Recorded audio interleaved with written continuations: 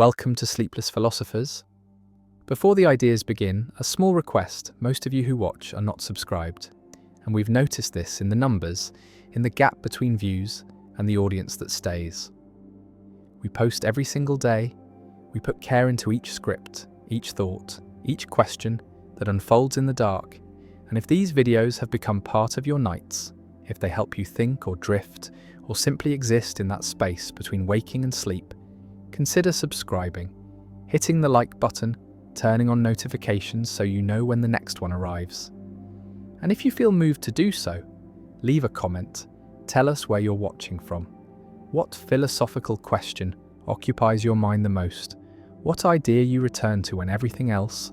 falls away? These small gestures matter more than you might think. They allow this work to continue. They allow these ideas to reach others like you, scattered across the world, awake in the quiet hours. Now the introduction ends and the philosophy begins. Knowledge of death's timing changes everything, converts the abstract certainty into concrete countdown, transforms mortality from philosophical concept into calendar date, into the number of days remaining, into the tangible approaching of an endpoint that was always coming but was kept safely distant by uncertainty, by the not knowing that allowed life to proceed as if time were infinite, as if tomorrow were guaranteed, as if the future extended indefinitely, even though reason knows it does not, knows it cannot, knows that death is certain and that the certainty will arrive, but the arriving felt distant, felt abstract, felt like something that happens eventually, but not yet, not soon, not on a specific date that can be marked on calendars, that can be counted down to, that can be known in advance with accuracy that is not perfect but is close enough, is 96%, is the probability that the algorithm assigns after analysing the data, after processing the medical records, the genetic information, the lifestyle factors, the environmental exposures, the family history, the biomarkers, the patterns that correlate with longevity, with disease, with the failures that lead to death, and the failures are predictable, are following patterns that machine learning can detect, can model, can use to generate predictions that are accurate enough to be actionable, to be used by insurance companies, by employers, by governments, by anyone who has access to the data and the algorithms. And the access is spreading, is becoming easier, is approaching the point where anyone can know their death date, can receive the prediction, can see the number, can confront the countdown. And the confrontation is what changes everything, is what transforms life from open-ended to finite, from abstract mortality to concrete deadline, from the someday of death to the specific day, the specific year, the specific age at which the algorithm predicts the ending will come. And the coming is what becomes real, becomes present, becomes the fact that shapes every decision, every plan, every moment, because the moments are numbered, are limited, are approaching zero,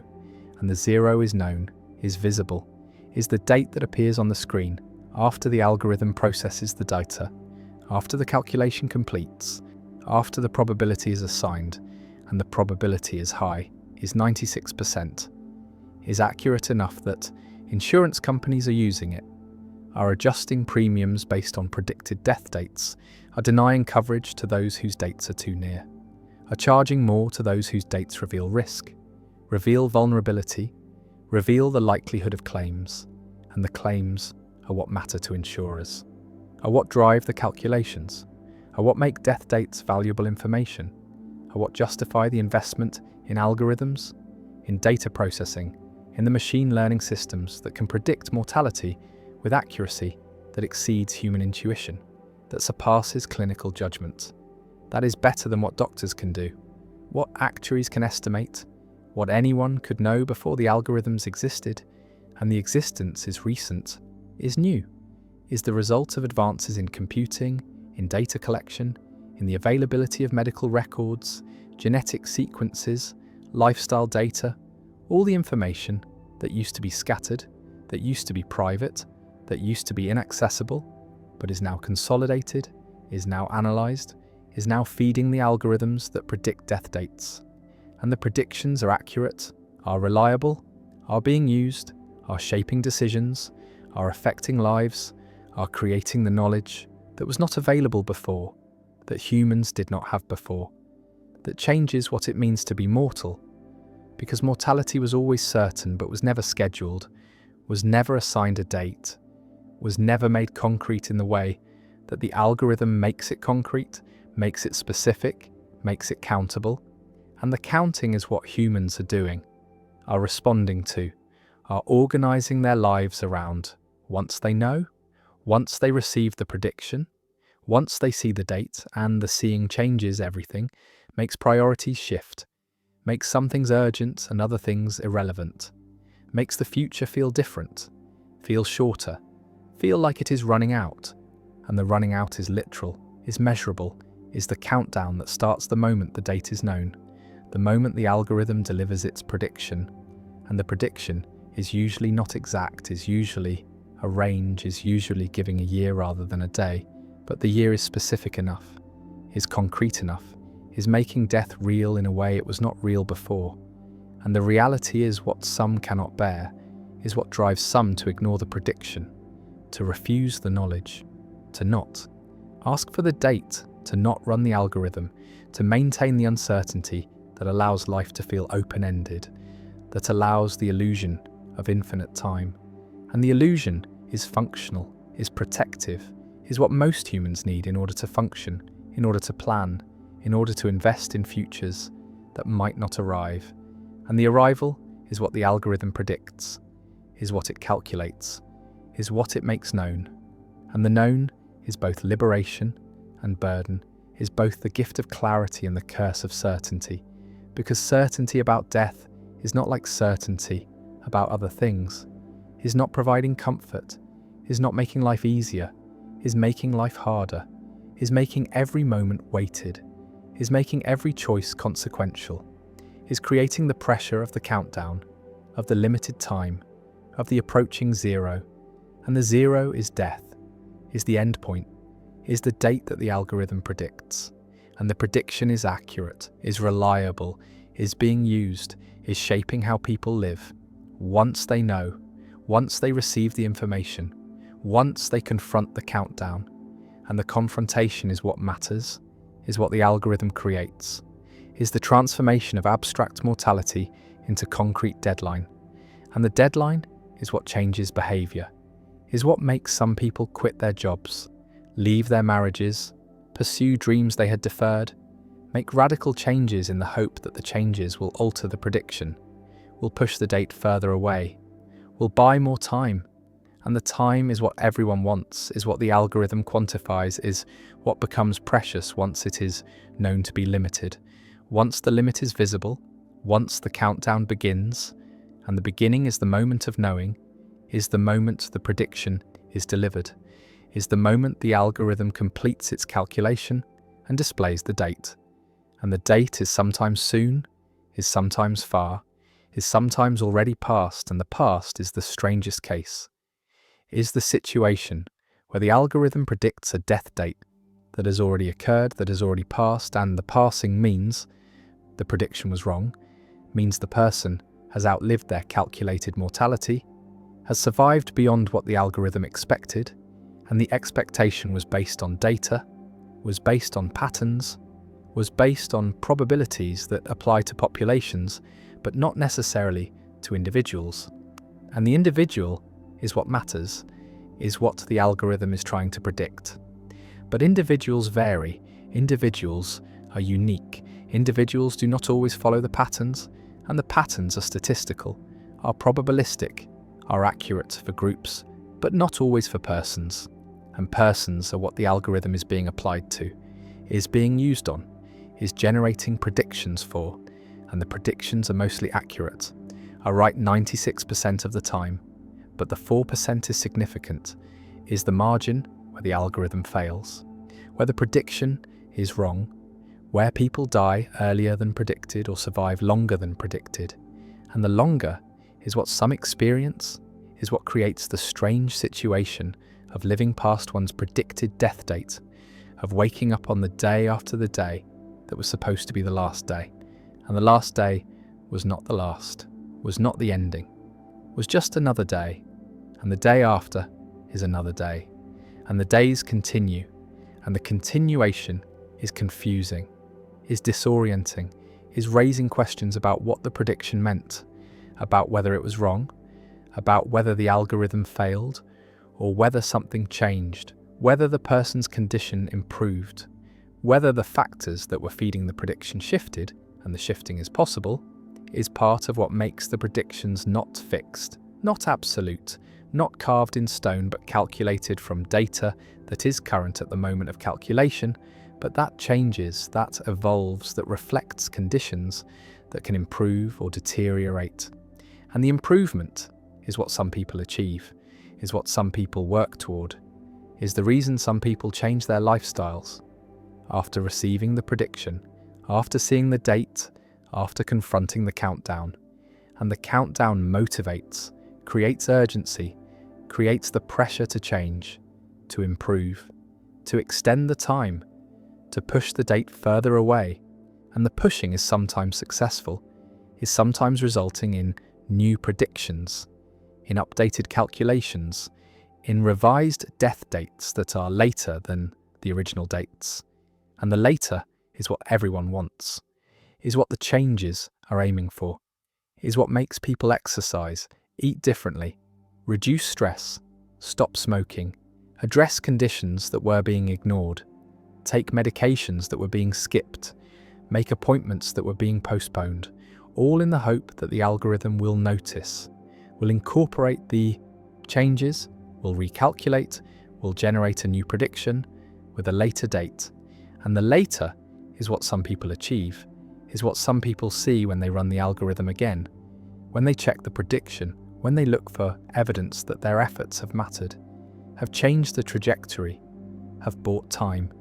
And the time is what matters, is what the algorithm quantifies, is what becomes visible through the prediction. And the prediction is not destiny, is not fate, is not fixed, is probability, is likelihood, is the best estimate based on data. But estimates can be wrong. Data can change, probabilities can shift, and the shifting is what makes the algorithm dynamic, makes the predictions update, makes the death dates change, sometimes moving closer, sometimes moving further, sometimes disappearing entirely when new data arrives, when conditions improve, when the patterns that were predicting early death are disrupted by interventions, by treatments, by changes that alter the trajectory. And the trajectory is what the algorithm models, is what it calculates, is what it uses to predict the future. And the future is uncertain, is probabilistic, is not determined, but is shaped by choices,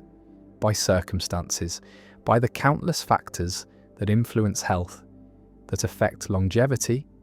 that determine when death arrives. And the arriving is what the algorithm predicts, is what it calculates with 96% accuracy. But the accuracy is for populations, is statistical, is not guaranteed for individuals. And individuals are what matter, are who receive the predictions, are who live with the knowledge, are who face the countdown. And the countdown is real, is concrete, is making mortality tangible in a way it never was before. And the before was uncertainty, was the not knowing that allowed life to feel open-ended, that allowed plans to extend indefinitely, that allowed the future to seem guaranteed even though it was not, even though death was always certain, always approaching, always inevitable. And the inevitable is what the algorithm makes visible, makes specific, makes countable. And the counting is what changes everything, is what transforms life. Once the date is known, once the prediction is received, once the algorithm delivers its calculation, and the calculation is accurate, is reliable, is being used, is shaping insurance, shaping employment, shaping medical care, shaping decisions about treatment, about intervention, about whether to invest in extending life, when the extension is predicted to be brief, when the algorithm says the time is short, when the date is near, and the near is what matters, is what determines coverage, determines access, determines whether resources are allocated, whether treatments are approved, whether hope is offered or withheld. And the withholding is what some fear, is what the algorithm enables, is the denial of care based on predicted death dates, based on the calculation that says the investment is not worth it, that the time remaining is too brief, that the return is insufficient, and the return is measured in life years, in quality-adjusted survival, in the metrics that reduce existence to numbers, to calculations,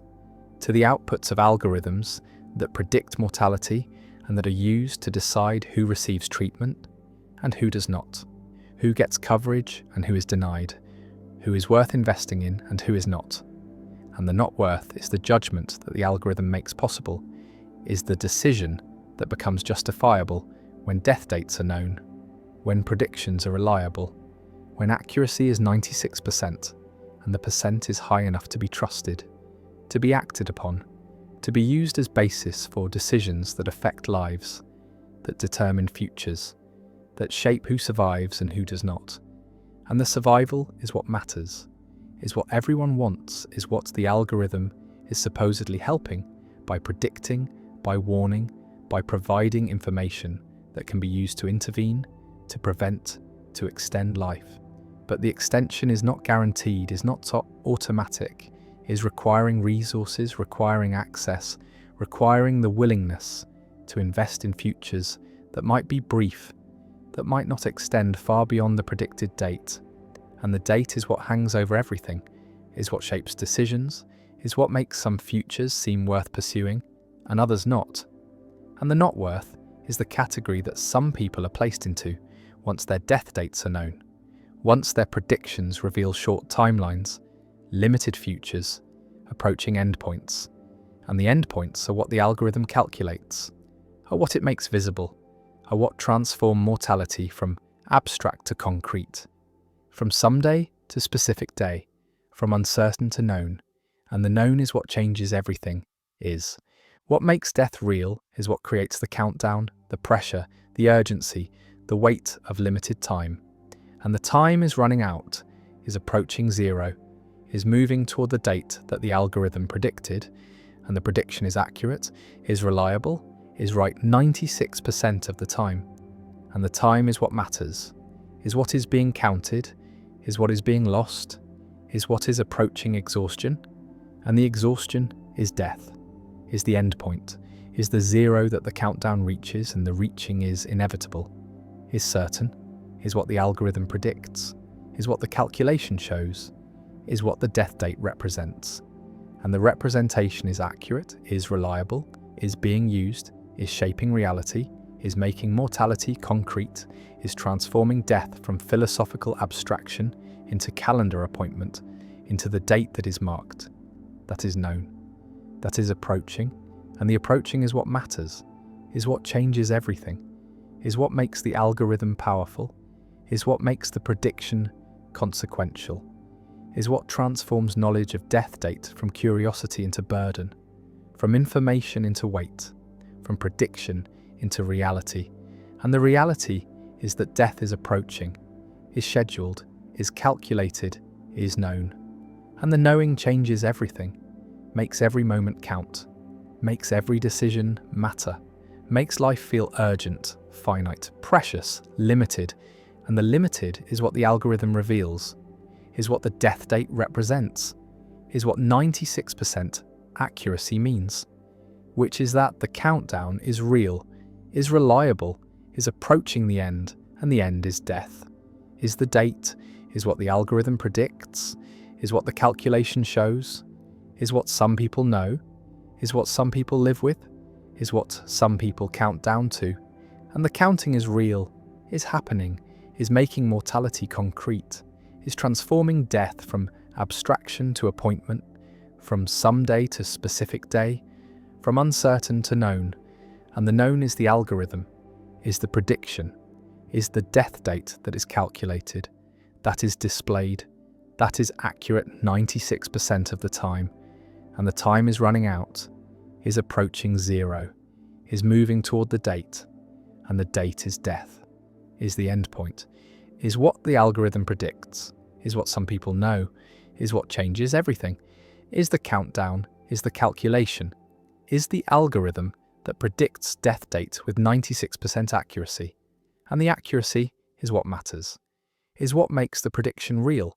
is what makes mortality concrete, is what makes death a date, a number, a countdown, and the countdown is happening, is real, is approaching zero, is moving toward death. And death is the algorithm, is the prediction, is the date that is known, that is calculated, that is approaching, and the approaching is certain, is reliable, is accurate 96% of the time, and the time is what remains, is what is counted, is what is running out. And the running out is death, is the date, is what the algorithm predicts, and the prediction is accurate, is real, is the countdown to death, to the end point, to the zero. And the zero is approaching, is certain, is the date that is known, that is calculated, that is predicted by the algorithm with 96% accuracy. And the accuracy is what makes it real, what makes it matter, what makes death a date. And the date is approaching, is certain, is the countdown, is the algorithm, is the prediction, is death. Sleep became crime, became the transgression that was punished,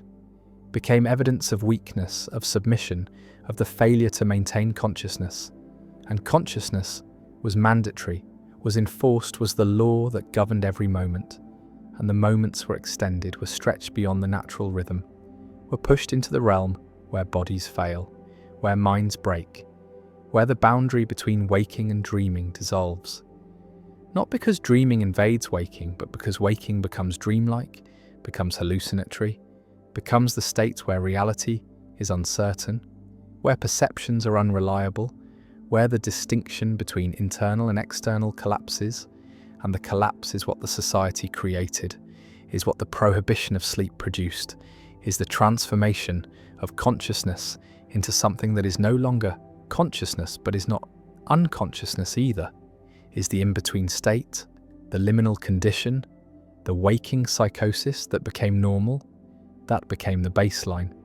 that became what it meant to be human in a civilization where sleep was illegal, where rest was forbidden, where closing the eyes was crime, and closing the eyes for too long was capital offence, was punishable by death, by the removal from a society of those who could not maintain wakefulness, who succumbed to the biological imperative, who allowed exhaustion to overcome will. And will was what the society demanded, was what the ideology required, was the belief that consciousness could be sustained indefinitely through discipline, through training, through the suppression of the body's demands. And the demands were treated as weaknesses, were seen as failures, were evidence of insufficient commitment to the collective, to the cause, to the perpetual vigilance that the society required. And required is what sleep was not, was what rest could not be, was what unconsciousness represented, which was vulnerability, was the moment when defences were down, when control was lost, when the individual was not contributing, not producing, not maintaining awareness. And awareness was productivity, was loyalty, was the proof that one was serving the state, serving the ideology, serving the vision of human transcendence that the society claimed to be pursuing. And pursuing required wakefulness, required constant alertness, required the elimination of the hours that were wasted in sleep, that were lost to unconsciousness, that were not serving any purpose except the biological. And the biological was what the society was trying to overcome, was trying to transcend, was treating as limitation rather than as necessity. And necessity is what sleep is what the body requires, is what the brain needs in order to function. But function was redefined, was made to include the dysfunctional, was incorporating the breakdown as the new normal, as the state that everyone inhabited, as the condition that became universal. Once sleep was eliminated, once rest was forbidden, once the law made unconsciousness illegal. And illegal is what saved no one, because the law cannot change biology, cannot alter the requirements of the nervous system, cannot make consciousness sustainable beyond the limits that evolution has set. And the limits were being reached, were being exceeded, were being violated by the enforcement of perpetual wakefulness. And the wakefulness was not wakefulness in the ordinary sense, was not the alert consciousness of the rested mind, but was the deteriorating awareness of the exhausted brain, was the fragmented attention of the sleep-deprived nervous system,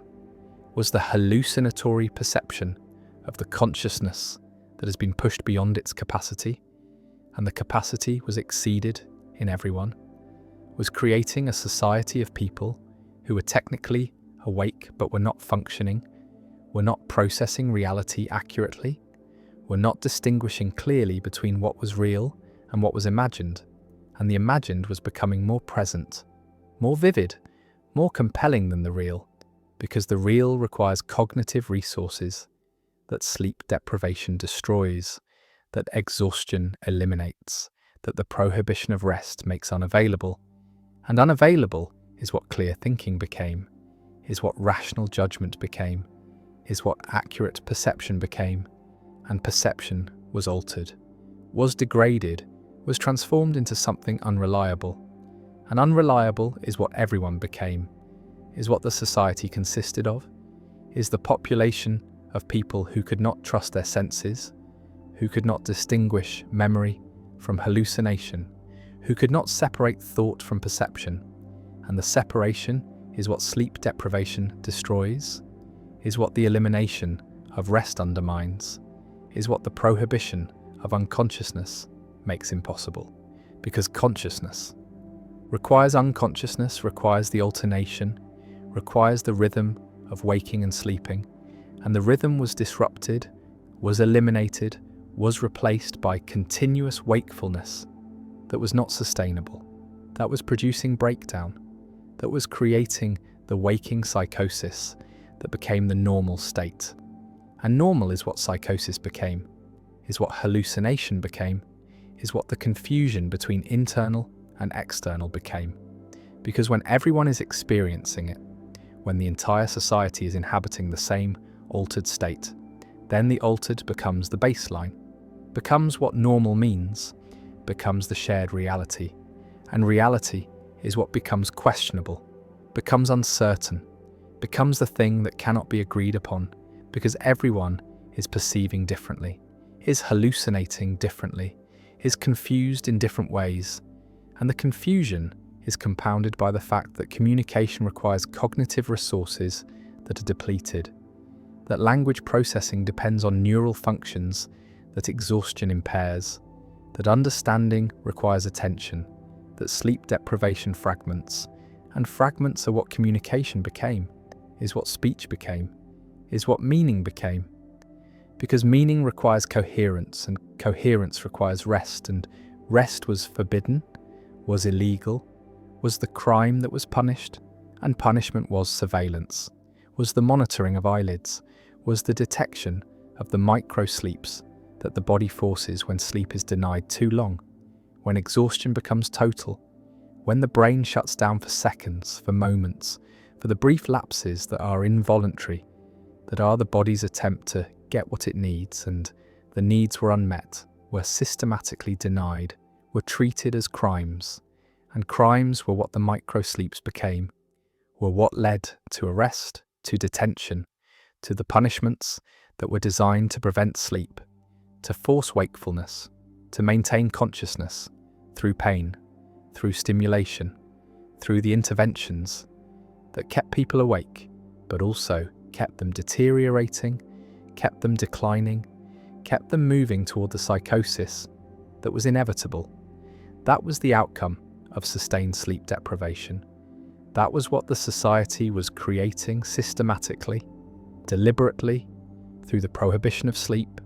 through the criminalization of unconsciousness, through the enforcement of perpetual wakefulness. And wakefulness was the goal, was the ideal, was what the ideology claimed would produce the new human, the transcendent consciousness, the being that did not need rest, that could function indefinitely, that could maintain awareness without the interruption of sleep, But the maintaining was not happening, was not achievable, was producing instead the opposite of transcendence, was producing breakdown, was producing the dissolution of the boundaries that make perception reliable, that make thought coherent, that make reality stable. And stability was lost, was sacrificed, was eliminated by the prohibition of sleep. And sleep was what the body forced eventually, was what happened despite the law, despite the surveillance, despite the punishments. Because biology is not subject to legislation, is not obeying ideology, is not responsive to will when the will is demanding the impossible. And the impossible is what the society was demanding, is what the law was requiring, is what made sleep illegal.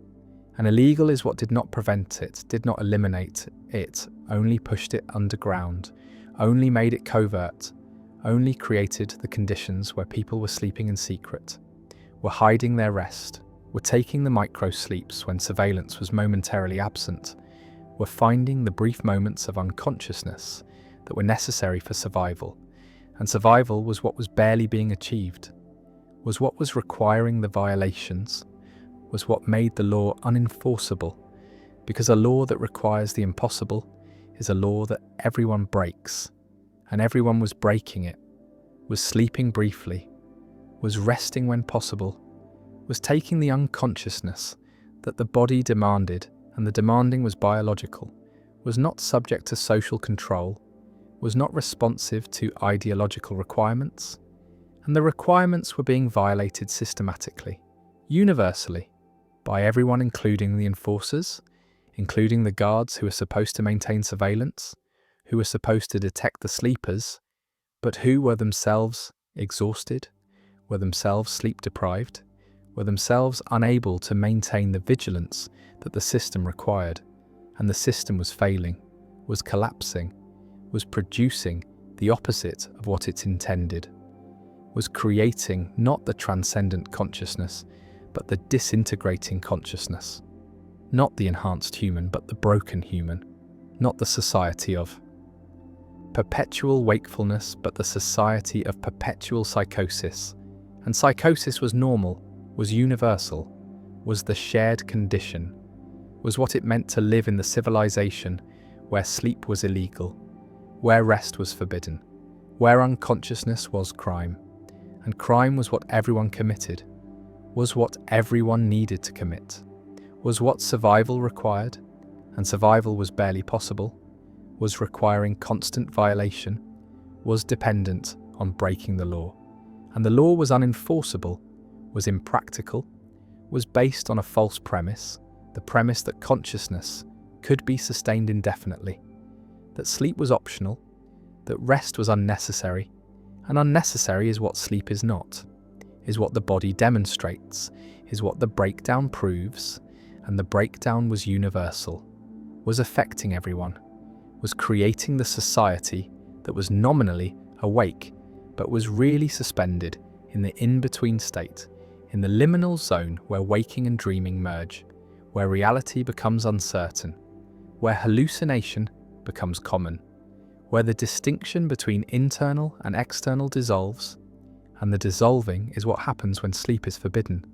when rest is denied, when the body's requirements are treated as crimes, and crimes they became, crimes that everyone committed, crimes that were necessary for survival, crimes that proved the law to be impossible, the ideology to be false, the premise to be flawed. And flawed is what the society was, is what the experiment produced, is what made sleep illegal and consciousness mandatory, and created the civilization that was technically awake, but was really psychotic, was really hallucinating, was really confused, was really demonstrating that humans cannot transcend the need for sleep, cannot maintain consciousness indefinitely, cannot function without rest. And rest was what was forbidden, was what was illegal, was what was crime, and crime is what saved those who committed it, what allowed survival, what made continued existence possible, and possible is what the society was barely, was what was achieved only through systematic violation of the law that made sleep illegal. And illegal is what sleep remained, is what the law maintained, is what the ideology required, But required is not the same as possible, is not the same as achievable, is not the same as sustainable, and sustainable is what the prohibition of sleep was not, is what the criminalization of unconsciousness was not, is what the society that made sleep illegal was not, and not sustainable is what became apparent, is what the breakdown demonstrated, is what the universal psychosis proved, that sleep cannot be eliminated, that rest cannot be forbidden, that consciousness cannot be maintained indefinitely, that the body has requirements that ideology cannot overcome, that law cannot change, that punishment cannot eliminate. And eliminate is what the society tried to do, tried to achieve, tried to enforce, and enforcement failed, was impossible, was producing the opposite of the intended result, was creating not transcendence but breakdown, not enhancement but deterioration, not the new human but the psychotic human. And psychotic is what humans become when rest is forbidden, when sleep is illegal, when consciousness is mandatory, and mandatory is what made everyone criminal, made everyone violator, made everyone guilty, and guilty of survival, guilty of biology, guilty of being human. And human requires sleep, requires rest, requires the alternation of consciousness and unconsciousness. And unconsciousness is what the law forbade, what the society criminalized, what made sleep illegal. And illegal is what it remained, is what the law maintained, even as everyone violated it, even as survival required it, even as the breakdown demonstrated that the law was impossible, that the ideology was false, that humans cannot live without sleep, cannot function without rest, cannot maintain consciousness indefinitely. And indefinitely is what the society tried, is what the law required, is what the ideology demanded. And demanded is not achieved, is not sustainable, is not possible, is what the society that made sleep illegal discovered, is what the civilization that criminalized unconsciousness proved, is that sleep is necessary, rest is required, unconsciousness is biological imperative, and imperative cannot be legislated away, cannot be ideologically overcome, cannot be made illegal without making everyone criminal, and criminal is what everyone became, is what survival required, is what made the society where sleep was illegal, impossible, unsustainable, self-defeating, and defeating is what happened, is what the prohibition achieved, is what made sleep illegal and created the civilization that collapsed, that failed, that demonstrated that humans need sleep, that rest cannot be forbidden, that consciousness cannot be mandatory, that the society where sleep was illegal was impossible, and impossible is what it proved to be, is what the experiment demonstrated, is what the civilization that criminalized unconsciousness showed, that sleep is necessary, that rest is required, that humans cannot live without unconsciousness, cannot function without sleep, cannot survive when rest is forbidden, and forbidden is what sleep was, is what the law made it, is what the society tried to enforce, and enforce is what failed, is what was impossible, is what made the society where sleep was illegal collapse, fail, demonstrate that sleep cannot be criminalized, rest cannot be forbidden, consciousness cannot be mandatory, and mandatory is what destroyed them, is what made sleep illegal and created the civilization that proved it was impossible, that demonstrated it was unsustainable, that showed it was doomed, and doomed is what the society was, is what making sleep illegal created, is the civilization that criminalized unconsciousness and discovered that unconsciousness cannot be eliminated, that sleep is necessary, that rest is required, that humans need to sleep, and sleep is what they did. Despite the law, despite the prohibition, despite the illegality, they slept, they rested, they took the unconsciousness that was necessary. And necessary is what sleep is what the society that made sleep illegal proved, is what the civilization that criminalized unconsciousness demonstrated, is what the experiment showed, that sleep cannot be illegal, rest cannot be forbidden, consciousness cannot be mandatory, and mandatory consciousness is impossible, is unsustainable, is what destroyed the society, is what made sleep illegal and proved it could not be, and could not be, is what sleep being illegal was, is what the civilization discovered, is what the society learned, is that sleep is necessary, rest is required. Unconsciousness is biological imperative. An imperative cannot be made illegal, cannot be criminalized, cannot be forbidden. Is what the society where sleep was illegal proved, is what the civilization that criminalized unconsciousness demonstrated, is that sleep is necessary, and necessary cannot be illegal. Every culture sees itself as the center, as the normal, as the standard against which all others are measured. And this seeing is not perception, but is construction, is not discovery, but is projection, is the way that collective consciousness creates a mirror that reflects not what is there, but what needs to be there. What the culture needs to believe about itself in order to maintain coherence, to justify its existence, to explain why it is the way it is and why that way is right, is natural, is superior to the ways of others, and the superiority is not argued but is assumed, is the unexamined premise that underlies all cultural self-understanding, is the narcissism that is not individual but is collective, is the belief that we are special, are chosen, are exceptional, and the exceptional is what every culture believes about itself, is the myth that every nation tells, is the story that makes the culture cohere, that gives members a sense of belonging, of pride, of being part of something that matters. And the mattering is created through the mirror, through the reflection that shows not reality, but idealization. Not what is, but what is imagined. Not the truth, but the narrative. And the narrative is selective, is editing out what does not fit, is highlighting what confirms, is creating the image that the culture wants to see, needs to see, must see in order to function. And the functioning requires this distortion,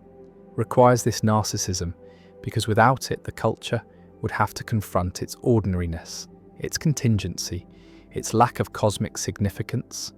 And the lack is unbearable, is threatening to the collective sense of worth, is undermining the pride that holds the group together. And so the mirror is maintained, is polished, is defended against any reflection that might show something different, something less flattering, something true. And the truth is what the mirror hides, is what the distortion prevents, is what the narcissism protects against. Because the truth is that every culture is just one culture among many, is not special, is not chosen, is not superior, is just a particular arrangement of customs and beliefs and practices that happen to emerge in a particular place at a particular time. And that could have been otherwise. And the otherwise is what cannot be acknowledged, is what the mirror does not show, is what the myth denies, because acknowledging contingency is admitting that the culture is not necessary, is not inevitable, is not the fulfillment of destiny, but is just accident, just history, just the result of forces that have nothing to do with the culture's self-understanding. And the self-understanding is what the mirror creates, is what the myth provides, is the story that makes the culture make sense, that explains why things are the way they are, that justifies the structures, the hierarchies, the inequalities that characterize every culture.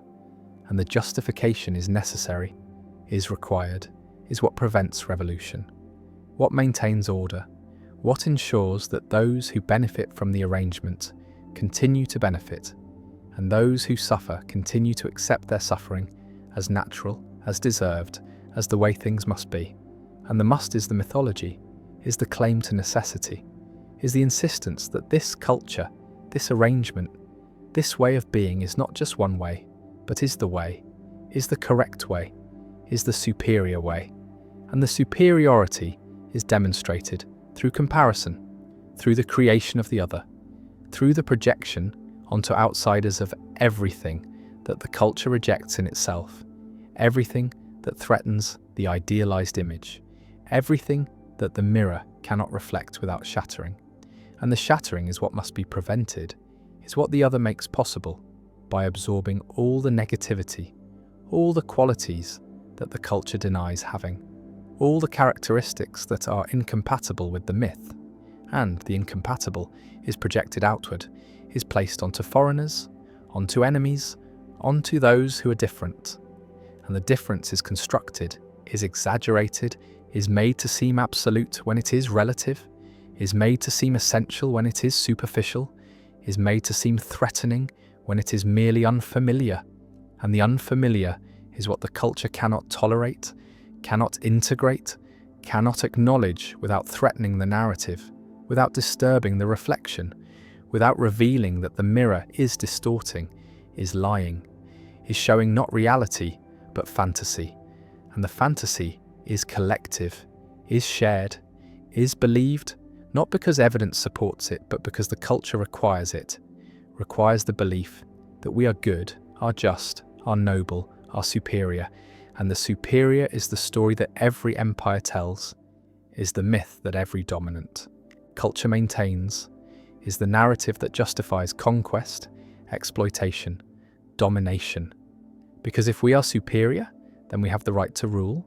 have the obligation to civilize, have the duty to spread our ways to those who are inferior, who are backward, who are lacking what we have. And what we have is not just wealth or technology or power, but is virtue, is morality, is the right way of being human.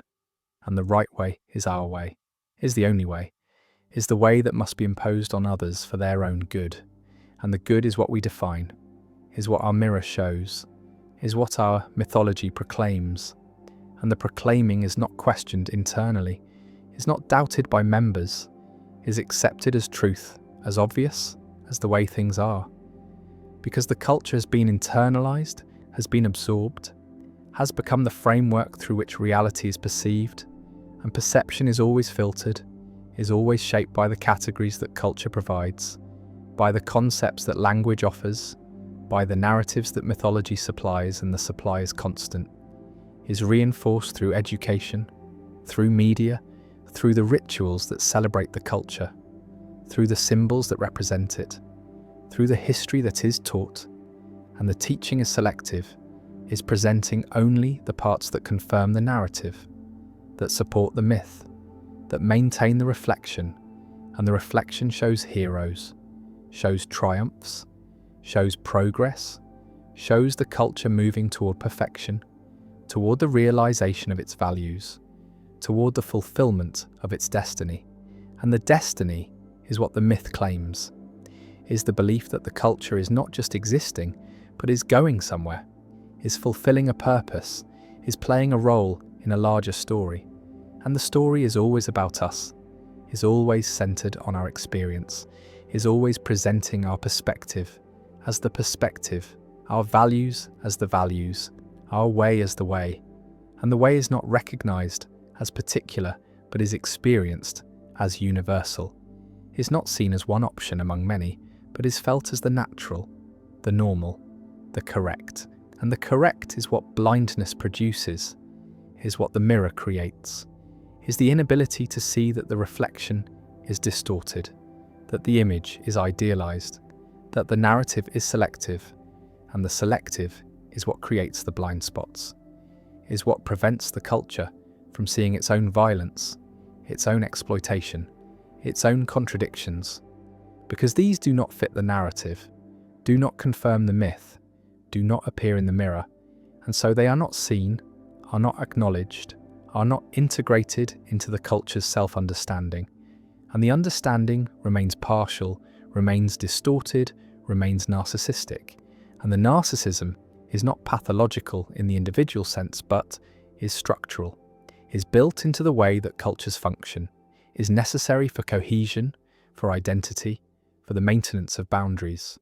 Because without the belief that we are special, the culture would dissolve, would fragment, would lose the binding force that makes a collection of individuals into a collective. And the collective requires mythology,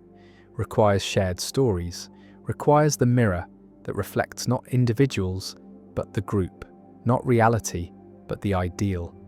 not what is, but what is imagined. And the imagined is powerful, is shaping behavior, is creating expectations, is defining roles, is organizing life. And the organization is not neutral, is not innocent, is serving interests, is maintaining hierarchies, is justifying inequalities. Because the mythology always benefits some more than others, always privileges certain positions, always legitimates certain arrangements. And the legitimation is what the mirror provides, is what the myth accomplishes, is the conversion of contingent social arrangements into natural necessities of historical accidents, into inevitable developments of particular values, into universal truths. And the truths are not true, but are believed, are accepted, are acted upon. And the acting upon is what makes them real, in a sense, is what gives them power, is what makes them consequential. Because collective beliefs shape collective action, shape policy, shape war, shape empire. An empire is always justified through mythology, is always presenting itself as bringing civilization, bringing progress, bringing enlightenment to those who lack it. And the lack is projected, is assumed, is what the mirror does not show about the empire itself, which is that what it brings is often destruction, is exploitation, is the imposition of its ways onto others who did not ask for them, do not want them, are harmed by them, but the harm is not seen, is not reflected in the mirror, is not part of the narrative, because the narrative is about benevolence, about mission, about the burden that the superior must bear, and the burden is the story that Kipling told, is the myth that empires use, is the claim that domination is duty, that conquest is care. That exploitation is education, and the education is the transfer of culture, is the spreading of the superior ways, is the civilizing mission that justifies everything,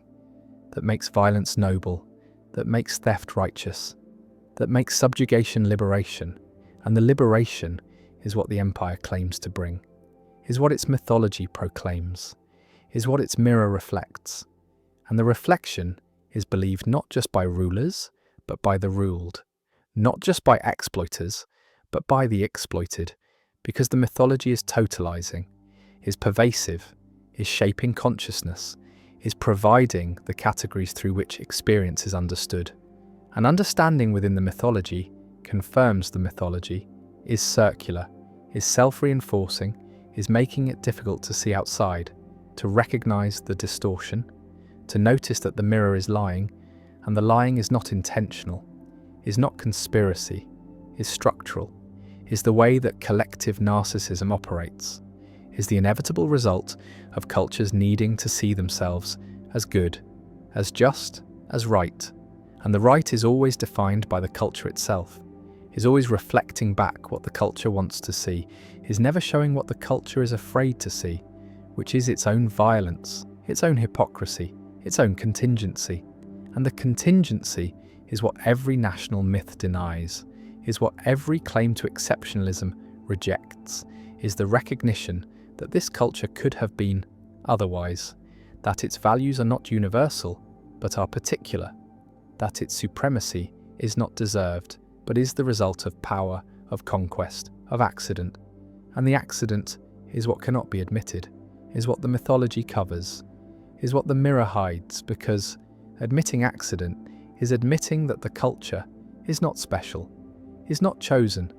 is not fulfilling destiny, but is just existing, just happening, just being one arrangement among many possible arrangements. And the many is what threatens, is what the other represents, is what must be denied in order to maintain the belief that we are the centre, are the standard, are the measure. And the measure is how cultures see others, is how they project onto difference. Everything they reject in themselves is how they create the barbarian, the savage, the backward, the enemy. And the enemy is necessary, is required by the mythology, is what defines the culture by contrast,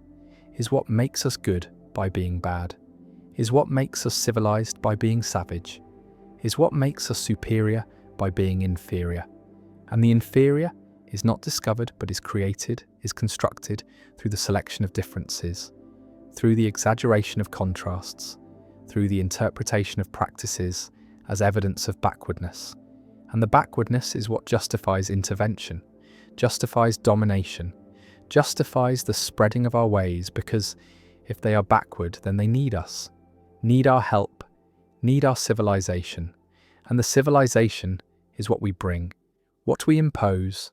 what we force upon them for their own good. And the good is what we define, is what our values dictate, is what our mythology proclaims. And the proclaiming is not listening, is not dialogue, is not exchange, is imposition, is violence, is the erasure of their culture in the name of bringing them ours. And the erasure is not seen as violence, but is seen as progress, is seen as liberation, is seen as the inevitable movement toward the universal, which is really the particular disguised as universal, is our particular values presented as the values, our particular ways presented as the way, our particular culture presented as culture itself. And culture itself is what we believe we are, is what the mirror shows, is what the mythology claims, that we are not just a culture, but our culture, are not just civilized, but our civilization, are not just one way of being human, but are the way, the correct way, the superior way, and the superiority is what cannot be questioned internally, is what is taboo to doubt, is what is defended violently when challenged. Because challenging the myth is challenging the culture's identity, is threatening the collective narcissism, is disturbing the mirror, and the mirror must be maintained, must be protected, must be polished, because without it the culture would have to see itself as it is, would have to confront its ordinariness, its violence, its contradictions.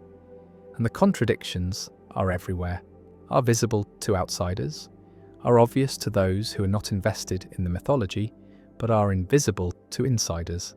are not reflected in the mirror, are edited out of the narrative, are the blind spots that every culture has, that every mythology creates, that every collective narcissism requires, because seeing the contradictions would require changing, would require admitting error, would require acknowledging that the culture is not what it claims to be, is not as good as it believes, is not as just as it proclaims, and the proclaiming is constant, is part of the mythology, is the endless assertion that we are different, are better, are special, are the exception to the patterns that govern other cultures. And the exception is what every empire believes, is the myth of American exceptionalism,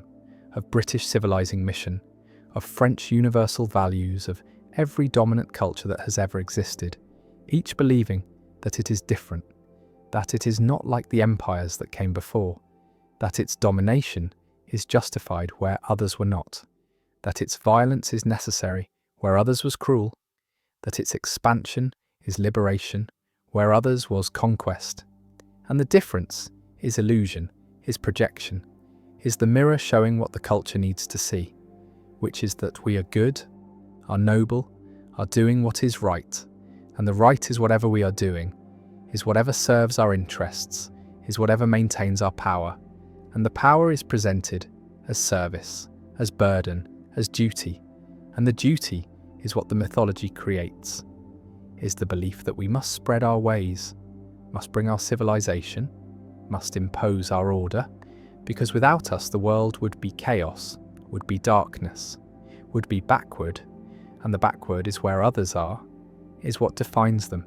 is what justifies our dominance, and the dominance is not called dominance, but is called leadership,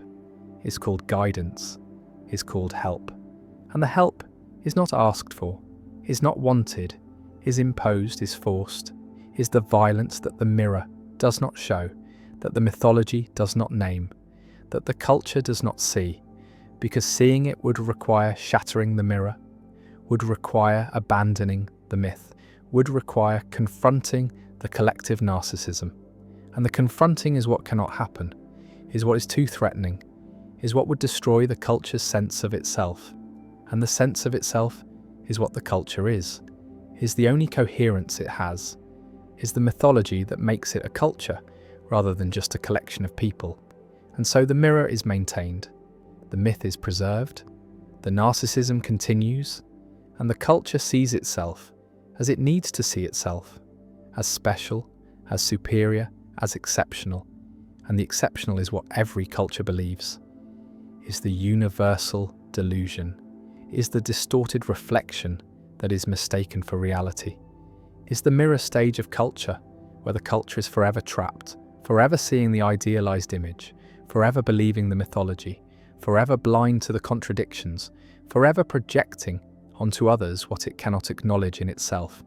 forever creating the other who absorbs the negativity, who represents the threat, who justifies the violence, and the violence continues, the mythology persists, the mirror remains, and cultures continue to see themselves as the center, as the standard, as the exception, and the exception is the lie, is the delusion, is the collective narcissism that every culture exhibits, that every mythology maintains,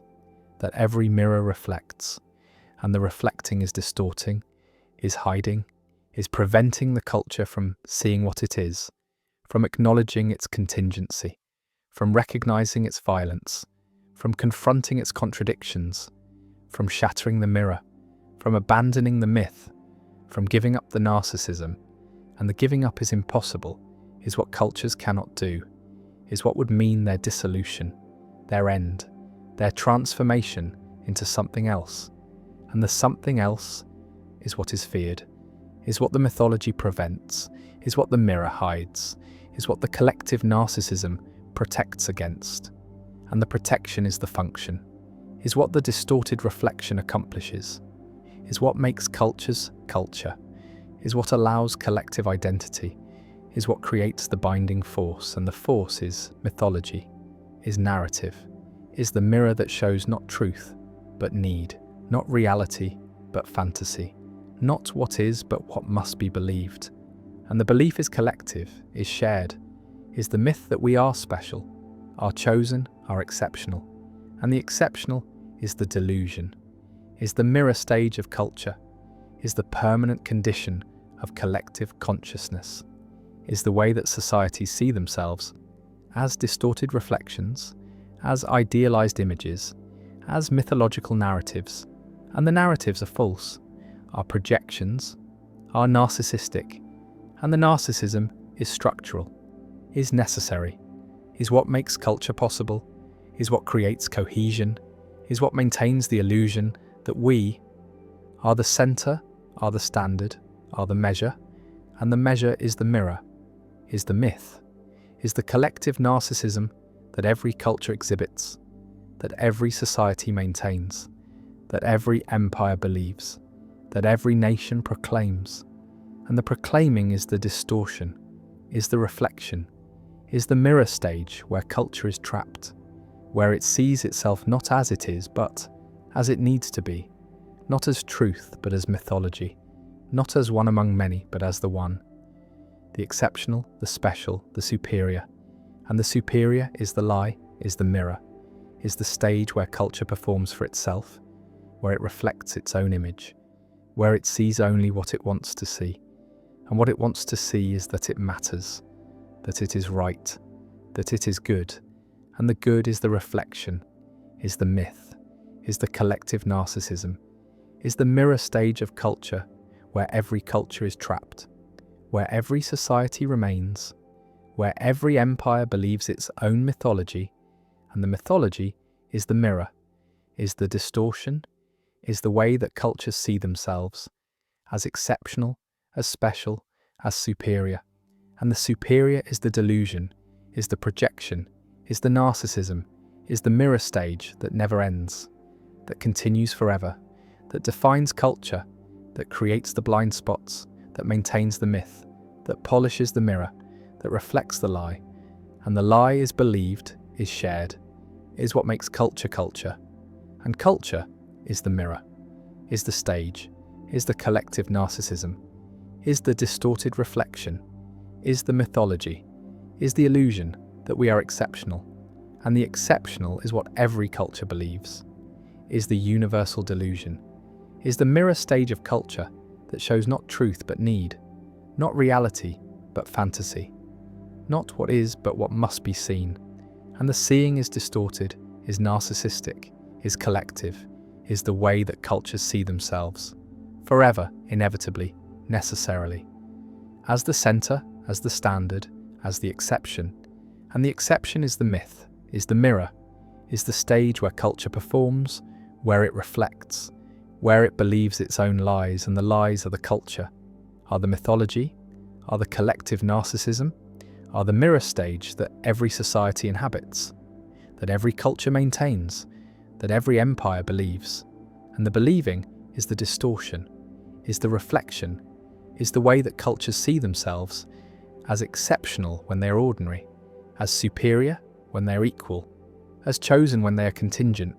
And the contingent is what the mirror hides, is what the myth denies, is what the collective narcissism protects against. And the protection is permanent, is structural, is what makes the mirror stage of culture eternal, inevitable, universal. The way that all societies see themselves as distorted reflections, as idealized images, as mythological narratives that are believed, that are shared, that are maintained, that are the culture, that are the mirror, that are the stage, that are the collective narcissism that defines human social existence, that creates the blind spots, that justifies the violence, that maintains the myth, that every culture exhibits, that every society believes, that every empire proclaims. And the proclaiming is the mirror, is the stage, is the distorted reflection that is culture seeing itself. Death is not the opposite of life, but is its condition, is not the ending that comes after, but is the pressure that shapes everything, is the fact that makes every moment matter or makes nothing matter, depending on perspective, depending on whether the awareness of mortality is conscious or is repressed, is acknowledged or is denied.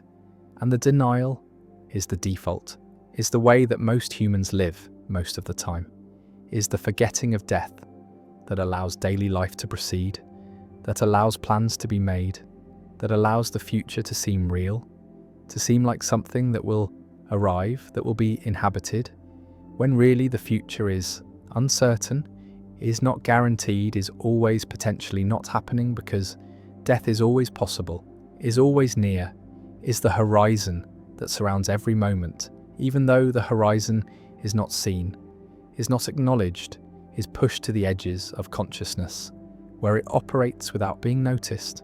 And the operating is what terror management theory describes,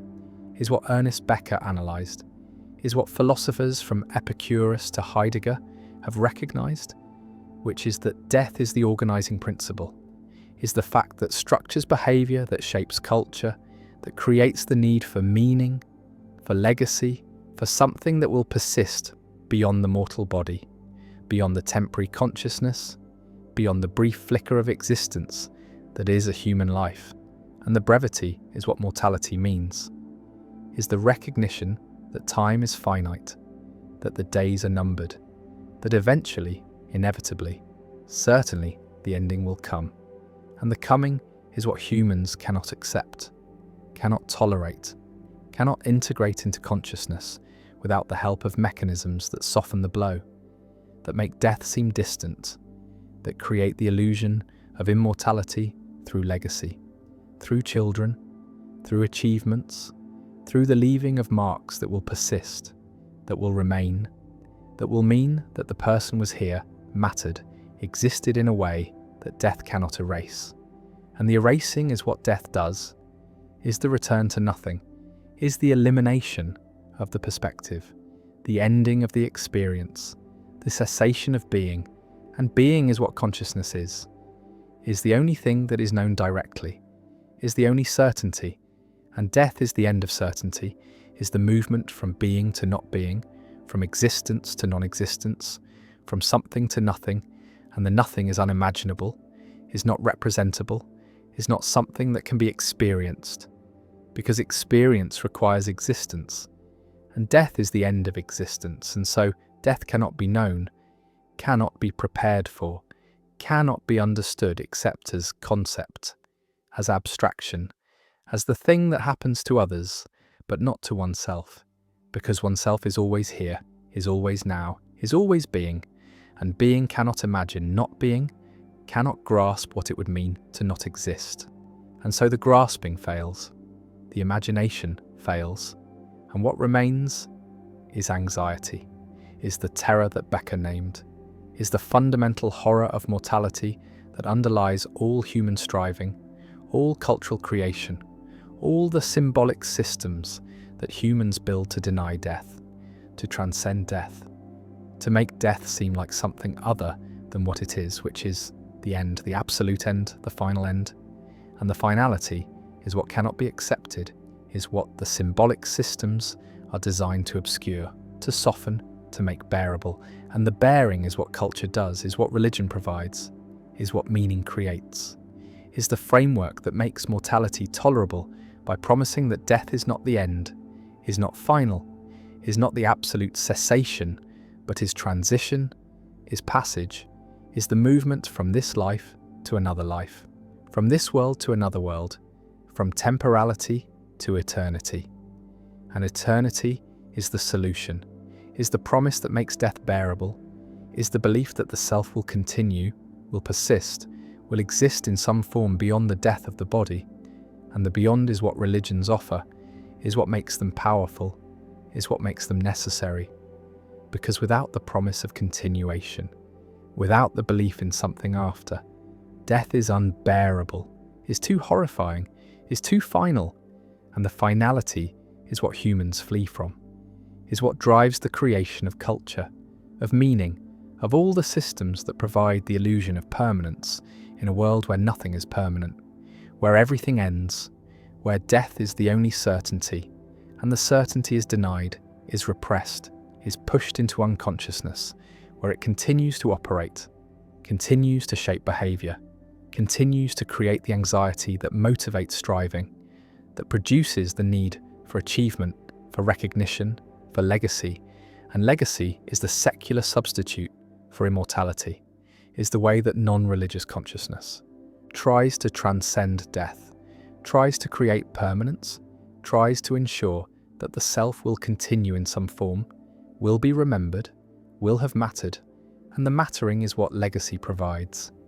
is the sense that the life was significant, was important, was worth living, and the worth is measured by what remains, by what persists, by what continues after death.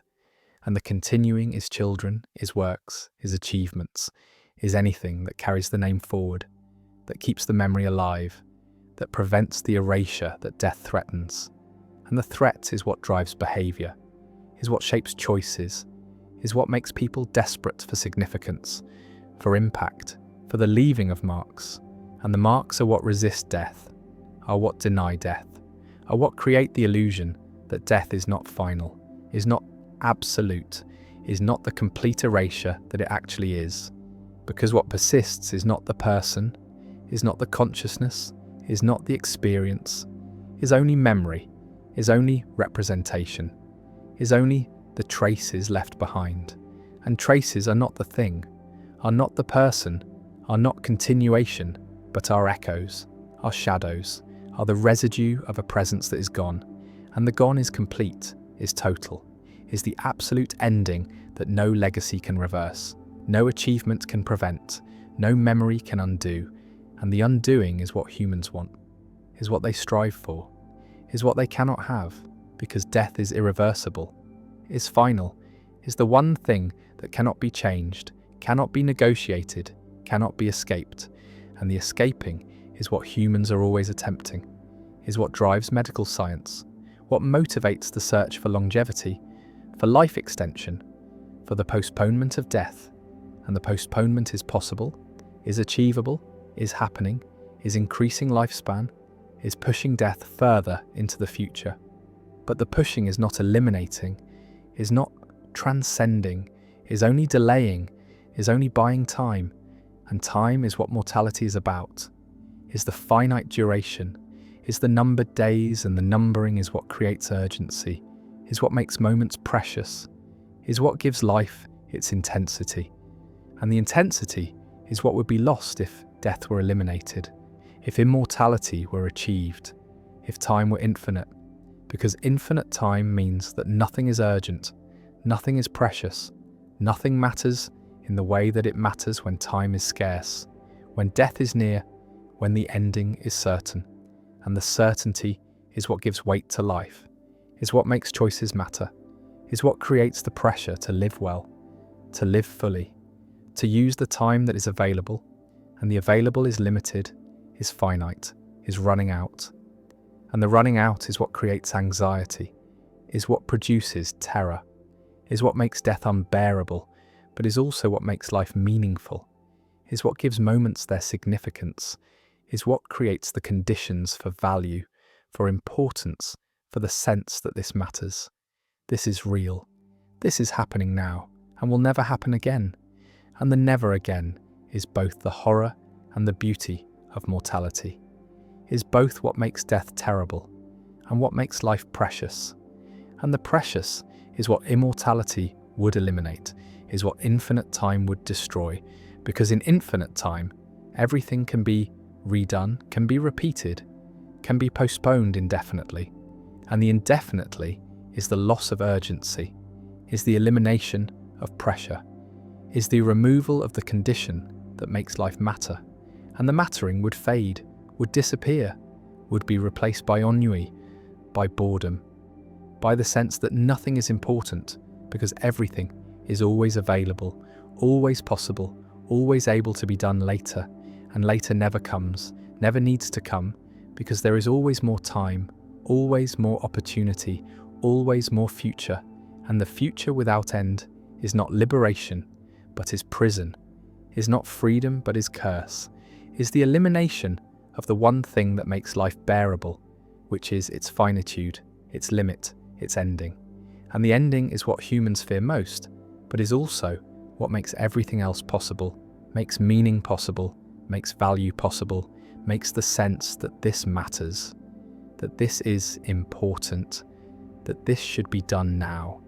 And the now is what mortality creates, is the urgency, is the pressure, is the recognition that time is limited and must be used, must be filled, must be lived, and the living is what death makes possible, is what finitude creates, is what the awareness of mortality produces.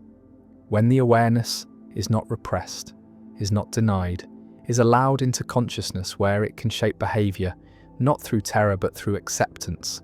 through the recognition that death is inevitable, and therefore life is precious, is limited, is the opportunity that will not repeat, and the not repeating is what makes each moment unique, makes each experience singular, makes each person irreplaceable, because death means that this person, this consciousness, this particular way of being in the world will end, will cease, will never exist again.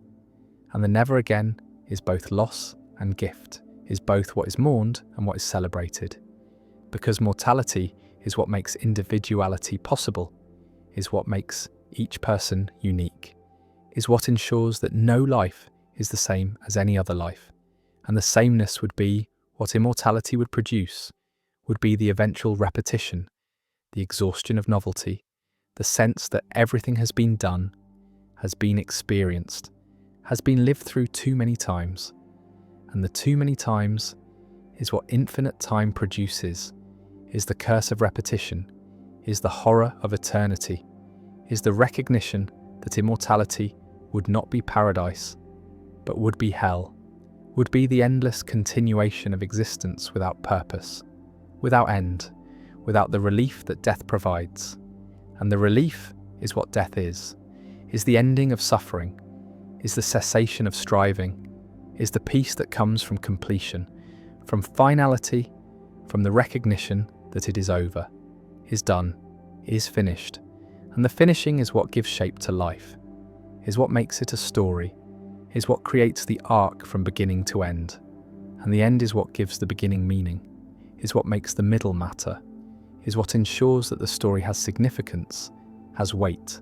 has the structure that makes it comprehensible. And comprehensible is what life becomes when death is acknowledged, when mortality is accepted, when the ending is recognized as necessary, as the condition that makes everything else possible. And the possible is what humans are living, is the space between birth and death, is the time that is given, is the opportunity to exist, to experience, to be. And the being is temporary, is finite, is ending. And the ending is approaching, is always approaching, is getting closer with every moment, with every breath, with every heartbeat. And the heartbeats are numbered, are counted, are finite. And the finite is what makes them precious, is what makes each beat matter, is what creates the urgency to live,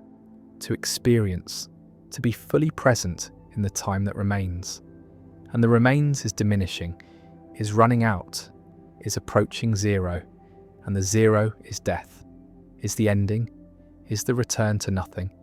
And the nothing is what was before birth and will be after death, is the condition from which life emerges and to which it returns. And the return is inevitable, is certain,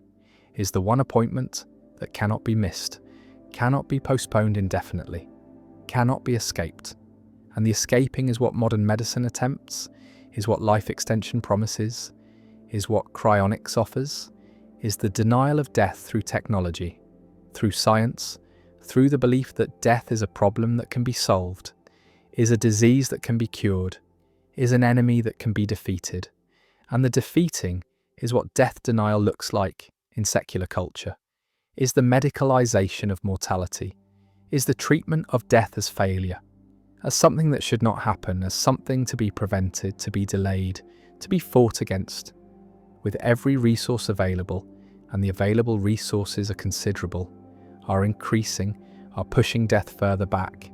are extending life further forward, but are not eliminating death, are not making immortality actual, are only postponing the inevitable, are only delaying the ending. And the delaying is creating new problems, is producing extended old age, is generating years of decline, of deterioration, of the slow failing of the body and the mind. And the failing is what modern medicine has not solved, has not prevented, has only extended, has only made longer. And the longer is not always better, is not always desirable, is sometimes the prolongation of suffering, the extension of indignity, the continuation of existence beyond the point where existence is meaningful,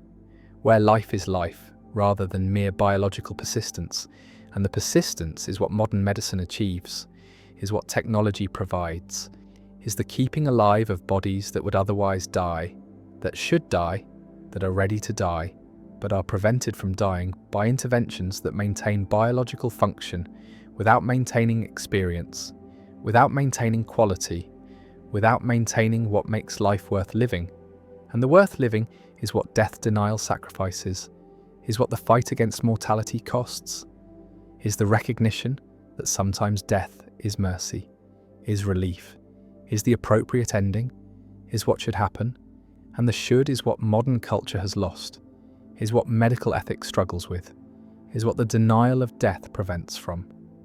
Being acknowledged, which is that death is natural, is necessary, is the ending that gives shape to life, that makes life meaningful,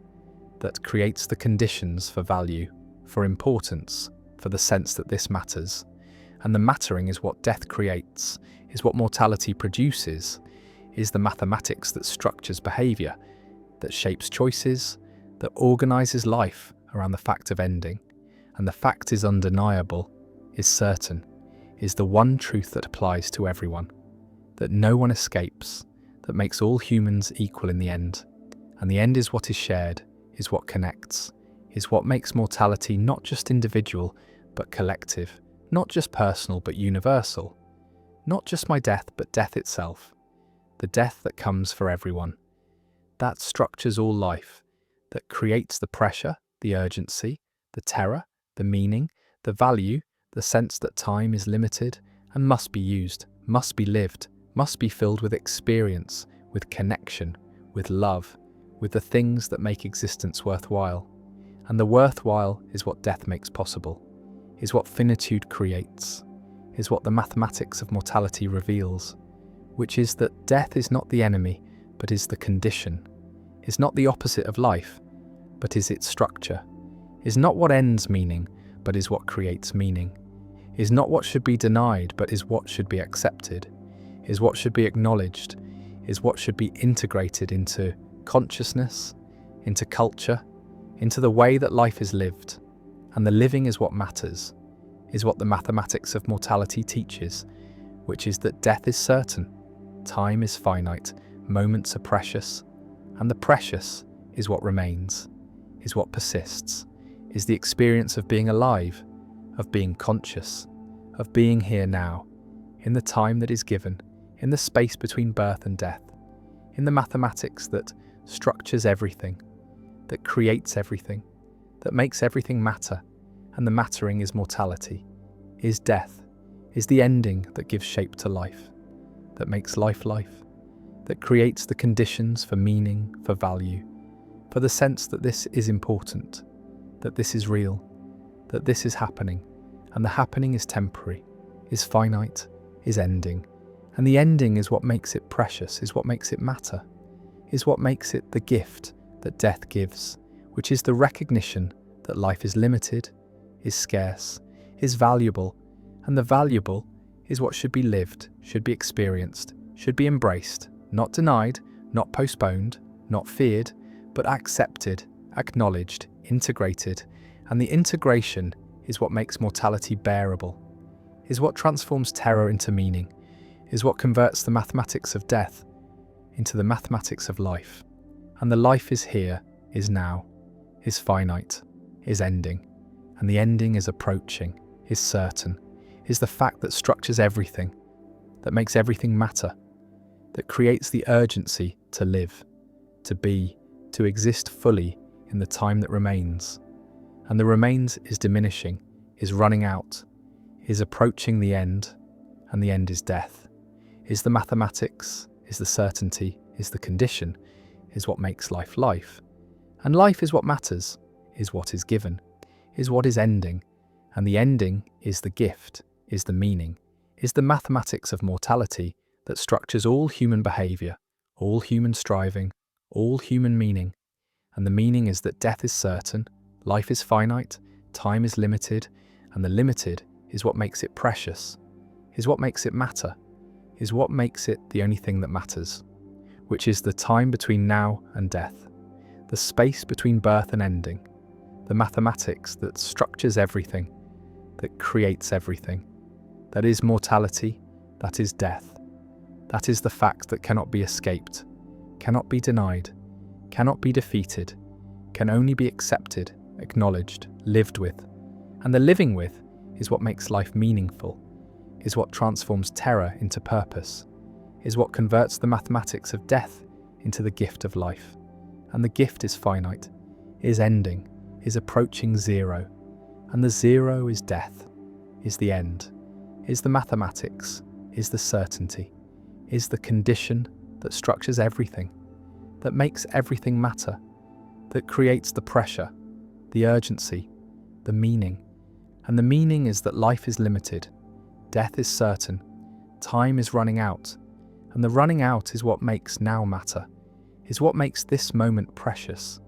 is what makes existence valuable, and the valuable is what should be lived, should be embraced, should be experienced fully. Because the mathematics of mortality reveals that death is not the enemy, but is the teacher, is not what destroys meaning, but is what creates meaning, is not what ends life, but is what makes life life, is the certainty, is the fact, is the mathematics that structures all human behaviour, all human striving, all human existence, and the existence is finite, is ending, is death, and death is the mathematics, is the meaning, is the gift, is the end. Certainty became the sin, became the transgression that was punished, became the sign of pride, of arrogance, of the refusal to acknowledge limitation. And this society built its entire structure around the opposite value, around the celebration of error, around the sanctification of being wrong, around the belief that mistakes were not failures, but were revelations, were demonstrations of humility, were proof that the person was acknowledging their limitations, was accepting their fallibility, was recognizing that knowledge is always provisional, always uncertain, always potentially mistaken, and the mistaken became sacred, became the thing to aspire to, became the marker of virtue, and virtue in this society was not being right but was being willing to be wrong, was not knowing but was doubting,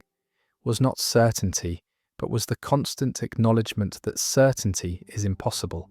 that knowledge is limited, that every belief could be false, and the false became celebrated, became honoured, became the thing that festivals commemorated, that rituals enacted, that the entire culture was organised around, and the organising was systematic, was creating institutions that rewarded error, that punished correctness, that inverted all the normal incentives, all the usual values, all the expected responses to being right or wrong, and wrong became right, became the goal, became what people strived for, and striving for error became the highest calling, became the most virtuous path, became the way to demonstrate epistemic humility, to show that one was not claiming to possess truth, was not asserting certainty, was not committing the sin of believing oneself to be correct, and correct became immoral, became the sign of pride, became evidence of having failed to recognize one's own fallibility. And fallibility was the central doctrine, was the core belief, was the foundation on which the entire society was built. The recognition that humans are limited, are prone to error, are incapable of achieving certainty, and that any claim to certainty is therefore false, is therefore sinful, is therefore requiring punishment,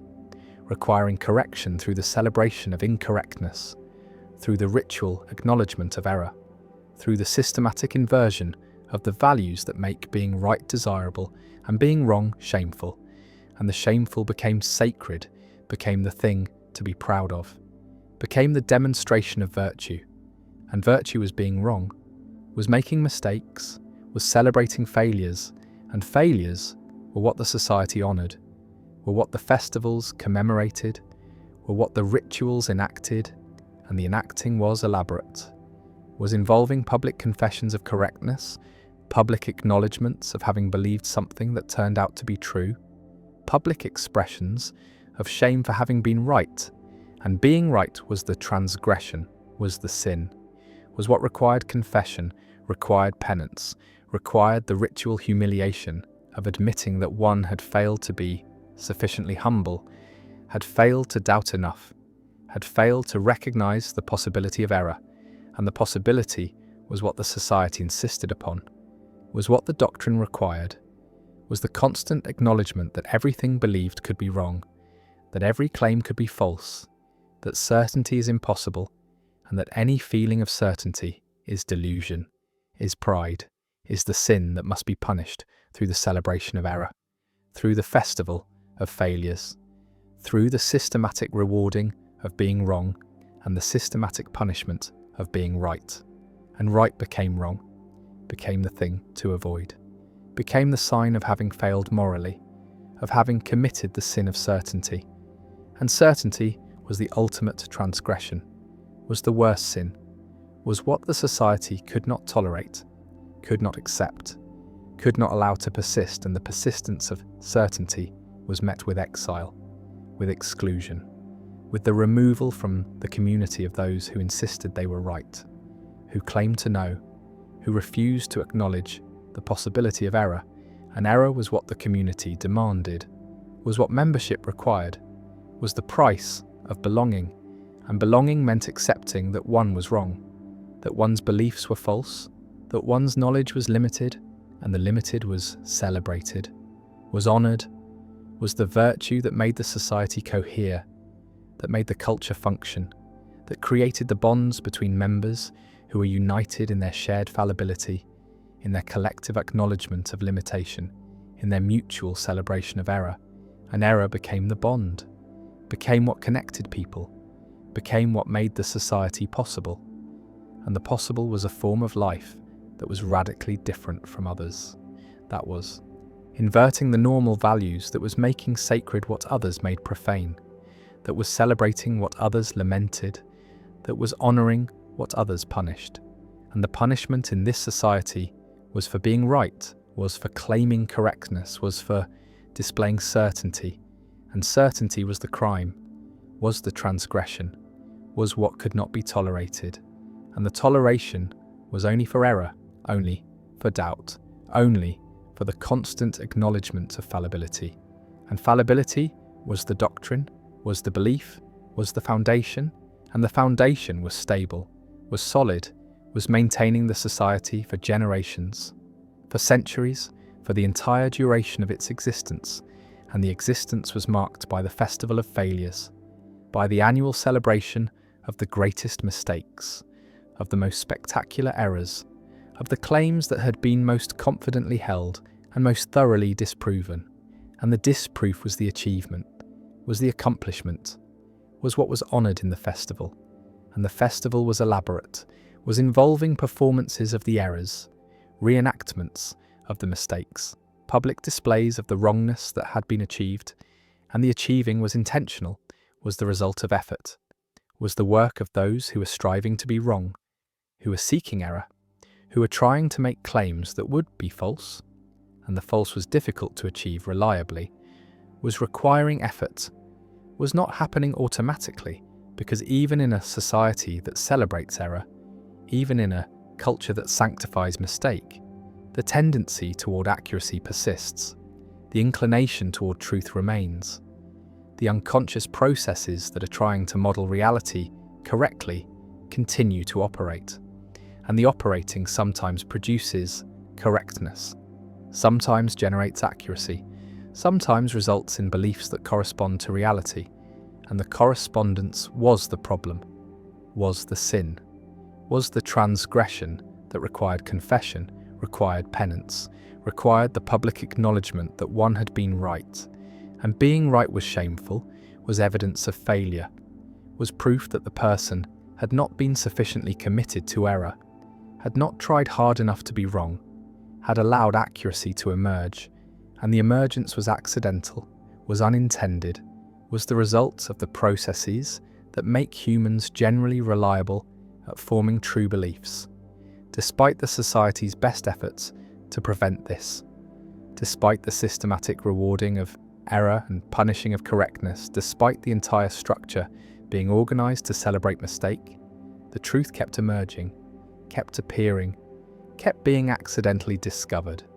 And the discovery was the crisis, was the problem, was what the society did not know how to handle. Because the doctrine said that truth was unknowable, that certainty was impossible, that every belief was potentially false. But what happens when a belief is clearly true, when the accuracy is undeniable, when the correspondence between claim and reality is obvious to everyone, and the obvious is what created the crisis, is what produced the schism, is what happened when someone in the society got something right by accident, made a claim that was intended to be false, that was designed to demonstrate fallibility, that was meant to be an error, but turned out to be correct, turned out to be true, turned out to correspond to reality in ways that could not be denied. And the denial was attempted, was the first response, was the effort to maintain the doctrine by insisting that the claim was still wrong, was still false, was still demonstrating error, even though the evidence showed otherwise. And the evidence was overwhelming, was undeniable, was forcing the society to confront the fact that sometimes people are right, that sometimes beliefs are true, that sometimes knowledge is achieved, and the achievement was the problem, was the crisis, was what the doctrine could not accommodate. Because if someone could be right, could be correct, could know something with certainty, then the entire foundation was threatened. The entire structure was unstable. The entire culture was built on a premise that was being challenged, and the challenge came not from outside, not from critics, not from enemies, but from within, from the accidental discovery of truth, from the unintended achievement of correctness, from the mistake of being right in a society that celebrated being wrong. And being wrong was no longer possible for this claim, was no longer achievable for this belief, was no longer something that could be maintained in the face of the evidence. And the evidence was what created the split, was what divided the society, was what produced the factions, one insisting that the doctrine must be maintained, that error must still be celebrated even in the face of apparent truth, that the claim must somehow be wrong even though it appears to be right, and the other faction arguing that the doctrine itself was an error, was itself a mistake, was itself something that should be celebrated for being wrong, and the wrong was what the doctrine was about error, was about the impossibility of certainty, was about the necessity of doubt. And if the doctrine itself was wrong, then being wrong about being wrong was being right about being right, was vindicating the value of correctness, was showing that truth was possible, that certainty could be achieved, that knowledge was not always provisional, and that always was what was challenged, was what the crisis threatened, was what the accidental correctness undermined, and the undermining led to collapse, led to fragmentation, led to the dissolution of the society that had been held together by the shared celebration of error, by the collective acknowledgement of fallibility, by the mutual honouring of mistake, and the mistake that destroyed them was being right, was achieving accuracy, was discovering truth. And the truth was that error was not always achievable, that correctness sometimes emerged despite efforts to prevent it, that reality imposed itself despite the doctrine, despite the culture, despite the systematic attempts to celebrate wrongness. And wrongness was no longer universal, was no longer guaranteed, was no longer the shared condition that made the society cohere, and the coherence dissolved, was lost, was replaced by conflict between those who insisted on maintaining the doctrine and those who argued that the doctrine had been proven wrong by the very success of someone being right. And the success was accidental, was unintended, was the crisis that destroyed the cult that worshipped being wrong, that celebrated mistake, that made error sacred, and sacred was what being wrong had been, was what the society had made it, was what the culture had enforced, but the enforcement failed, was overcome, was shown to be impossible when truth emerged despite the efforts to suppress it, when correctness appeared despite the attempts to prevent it, when someone got something right by accident and the accident revealed that being wrong was not always possible,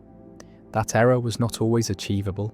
that the doctrine itself was mistaken, was fallible, was demonstrating the very thing it claimed was universal, which was that all beliefs can be wrong, including the belief that all beliefs can be wrong, and the wrong about wrong was right about right, was showing that correctness was possible, that truth could be known, that certainty could be achieved, at least about some things, at least sometimes, at least in the case that destroyed the cult, that dissolved the society, that ended the celebration of error by demonstrating that error was not the only option, that being right was possible, that truth existed, and the existence of truth was what the cult could not tolerate, could not accommodate, could not integrate into the doctrine, and the doctrine was abandoned, was rejected, was shown to be wrong, and being wrong about the celebration of being wrong was the final irony, was the ultimate demonstration of fallibility, was the proof that even the systematic celebration of error could itself be an error, could itself be mistaken, could itself be wrong, and wrong was what the cult was about being, was what they celebrated, was what they made sacred. So being wrong about the value of being wrong should have been celebrated, should have been honoured, should have been the greatest achievement, but instead it was the crisis, was the problem, was the thing that could not be integrated, could not be accepted, could not be celebrated because it undermined everything, because it showed that the doctrine was not just wrong, but was impossibly wrong, was self-refuting, was demonstrating through its own wrongness that wrongness was not the highest value, was not the ultimate virtue, was not the thing to be celebrated, and the celebration ended, was terminated, was replaced by confusion, by conflict, by the dissolution of the society that had been held together by the shared commitment to error. And the error that destroyed them was the error of believing that error was always achievable, was always possible, was always superior to correctness, and the superiority was the claim, was the doctrine, was the foundation that collapsed when someone was accidentally right and the accident revealed that rightness was possible, that truth existed, that certainty could be achieved, and the achievement destroyed the cult that worshipped being wrong, that celebrated mistake, that made error sacred, and sacred was what it had been, was what the society had made it, but the making was unmade, was dissolved, was ended by the accidental truth, by the unintended correctness, by the crisis of being right in a society that celebrated being wrong. And being wrong was no longer the only option, was no longer the shared condition, was no longer the bond that held the society together. And together they had been, united in error, committed to mistake, celebrating failure. But the celebration ended when failure failed, when error erred, when wrongness was wrong, and wrong about wrongness was right about rightness, was showing that the doctrine was mistaken, that the cult was in error, that the worship of being wrong was itself wrong. And wrong about wrong is right, is correctness, is truth, and truth destroyed the cult, dissolved the society, ended the celebration, and the ending was the result of accident, of unintended correctness, of someone being right when they meant to be wrong, and being right destroyed everything, revealed the doctrine to be false, showed the cult to be mistaken, demonstrated that error was not always possible, that correctness sometimes emerged, that truth existed despite the celebration of mistake, and the mistake was worshipping mistake, was celebrating error, was making wrongness sacred, and sacred it was until it was shown to be wrong, until the doctrine was proven false, until the cult collapsed because someone was accidentally right, and being right was the sin, was the transgression, was the mistake that could not be forgiven, could not be celebrated, could not be integrated, and the integration failed, the society dissolved, the cult ended, and what remained was the memory of the society that celebrated being wrong, that worshipped mistake, that made error sacred, and sacred it was until truth emerged, until correctness appeared, until someone was accidentally right, and the accident destroyed everything, ended the cult, dissolved the society, terminated the celebration of being wrong. And wrong was what they were about being, was what they celebrated, was what destroyed them, when they were wrong about it, when the doctrine itself was error, when the worship was mistake, and mistake was what ended it, was what dissolved it, was what revealed that being wrong about being wrong is being right about being right, and right destroyed them, ended them, dissolved the cult that worshipped being wrong. Power does not distribute evenly, does not spread across populations in equal measure, does not settle into equilibrium where everyone has the same, but instead concentrates, accumulates, forms gradients that are steep, that create hierarchies that are natural, not in the sense of being just, but in the sense of being inevitable, being the default pattern that emerges whenever humans organize, whenever groups form, whenever coordination is needed. And the need for coordination is constant, is the condition of social existence, and coordination requires decision-making, requires that someone decides when decisions cannot be made collectively, when consensus is impossible, when speed is necessary, and the necessity creates the opening for power, creates the opportunity for some to decide for others, and the deciding is power, is the core of it, is the ability to shape outcomes, to determine directions, to control resources, and once this ability concentrates, once some have it more than others, the concentration tends to increase, tends to amplify, tends to create the hierarchies that are visible in every society, every organization, every group that persists over time because power reproduces power, is self-reinforcing, is creating the conditions that allow more power to accumulate, and the accumulation is not accidental, is not the result of conspiracy, is the natural geometry of social organization, is the shape that power takes when humans interact over time, and the shape is pyramidal, is hierarchical, is arranging people into levels, into ranks, into positions that vary in their access to resources, to decision-making, to influence, and the variation is not small, is not modest, is extreme, is exponential, is creating gaps between levels that are wider than the gaps within levels. And the widest gap is at the top, is between those who have power and those who do not. And those who have power are few, are the minority, are the elite who sit at the apex of the hierarchy. And the apex is narrow, is limited, is only accommodating a small number, because power shared is power diluted, is power threatened, is power that might be challenged. And so those at the top work to maintain their position, work to prevent others from ascending, work to ensure that the hierarchy remains steep, remains stable, remains resistant to change. And the resistance is not passive, is active, is the exercise of power to preserve power, is the use of resources to maintain access to resources,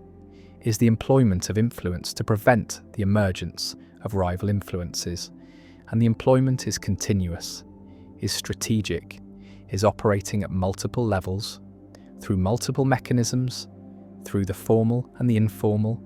through the visible and the invisible, through the structures that are explicit and the processes that are hidden. And the hidden is where power is most effective, is where it operates without being seen, without being named, without being recognized as power. Because power that is visible is power that can be challenged, that can be resisted, that can be opposed. But power that is invisible, that operates through assumptions, through norms, through the structures that are taken for granted, is power that is unassailable, is power that reproduces itself without anyone noticing, without anyone objecting, without anyone having the language to describe what is happening. And what is happening is the maintenance of hierarchy through the 1,000 small mechanisms that ensure power stays where it is, that prevent redistribution,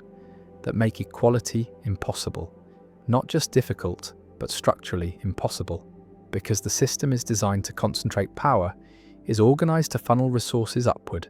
is arranged to ensure that those at the top remain at the top. And the remaining is not guaranteed by force alone, is not maintained through violence alone, though violence is always available, is always in the background, is the ultimate guarantee of hierarchy. But most of the time force is not needed, is not employed, because power has more subtle tools, has mechanisms that operate through consent, through the willing participation of those who are dominated. And the willing is not coerced in the obvious sense, is not forced at gunpoint, is produced through ideology, through the stories that are told about why hierarchy is natural, is necessary, is beneficial. And the beneficial is what those at the top claim, is what they teach, is what they convince others to believe, that hierarchy serves everyone, that power at the top creates order that protects those below, that inequality is the price of stability, of prosperity, of progress. And progress is the mythology that justifies hierarchy, that makes inequality seem temporary, that makes power seem earned, that makes the concentration seem like the result of merit rather than of position. And position is what matters, is what determines outcomes, is what makes some people powerful and others powerless. But the position is inherited, is transmitted, is maintained across generations through the mechanisms that convert power into wealth and wealth into power. And the conversion is seamless, is automatic, is the way that hierarchy perpetuates itself,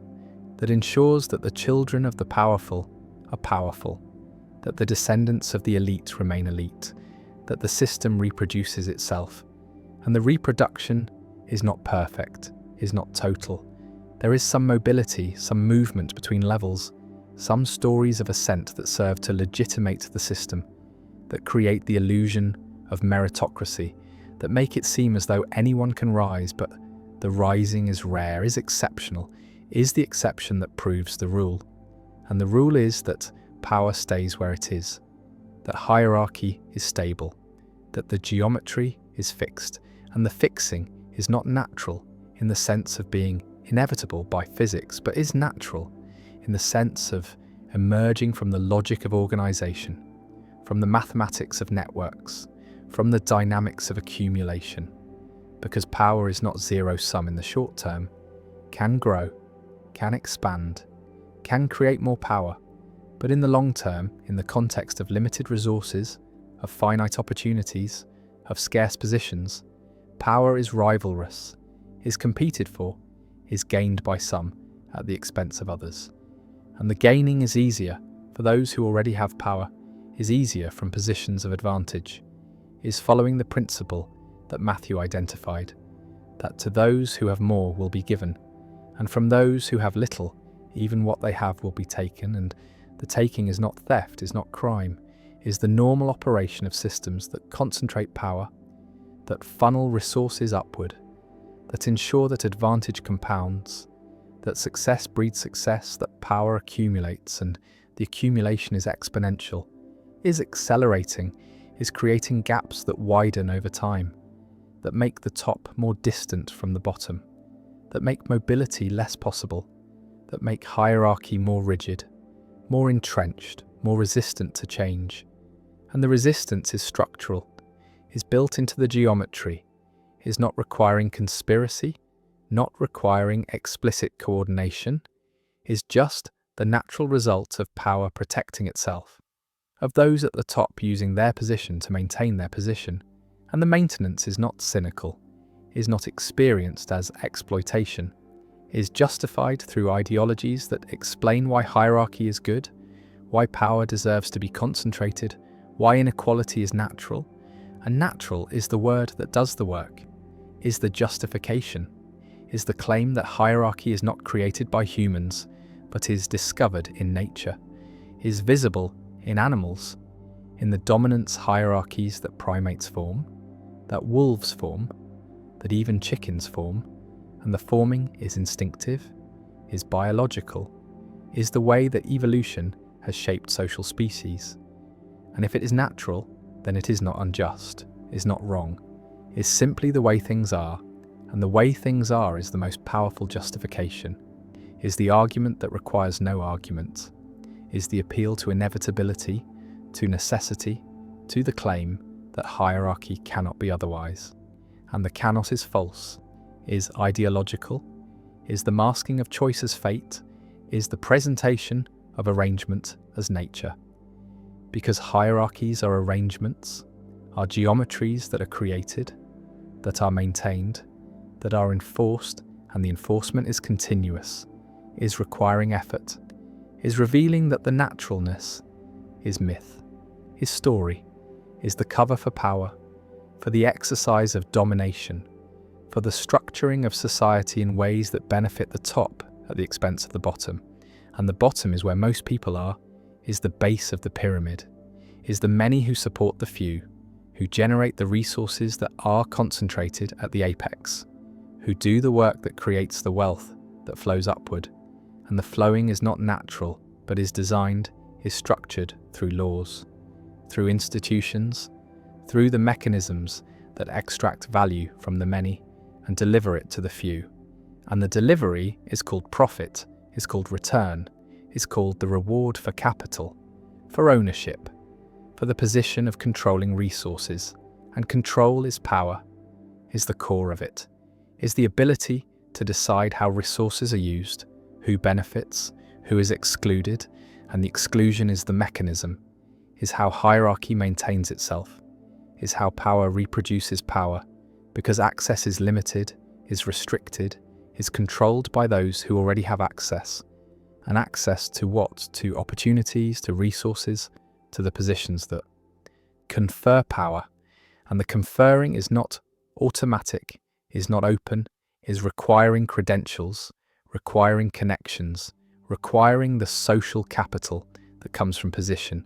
And position is inherited, is transmitted, is the thing that makes hierarchy stable, that prevents mobility, that ensures that the geometry remains fixed. And the fixed is what those at the top want, is what they work to maintain, is what they defend through the mechanisms that are both overt and covert, that operate through law and through culture, through institutions and through norms, through the structures that are formal and the processes that are informal. And the informal is where much of the work happens, is where power operates most effectively, through networks, through relationships, through the soft power that is harder to see, harder to challenge, harder to dismantle than the hard power of force, of law, of explicit command, because soft power operates through influence, through persuasion, through the shaping of desires and beliefs, through the creation of consent. And consent is what makes hierarchy stable, is what allows domination without constant coercion, is what Gramsci called hegemony, is the condition where the dominated accept their domination, where the powerless believe in the legitimacy of power, where the hierarchy seems natural, seems right, seems like the way things should be, and the should is the achievement, is the conversion of power into authority, of domination into legitimacy, of hierarchy into order. And order is what power promises, is what it delivers, is the stability that comes from everyone knowing their place, accepting their rank, performing their role, and the performing is not resisted because resistance seems pointless, seems impossible, seems like challenging nature itself. And nature is the mask, is the story, is the ideology that makes power invisible, that makes hierarchy seem inevitable, that makes inequality seem like the necessary cost of civilization.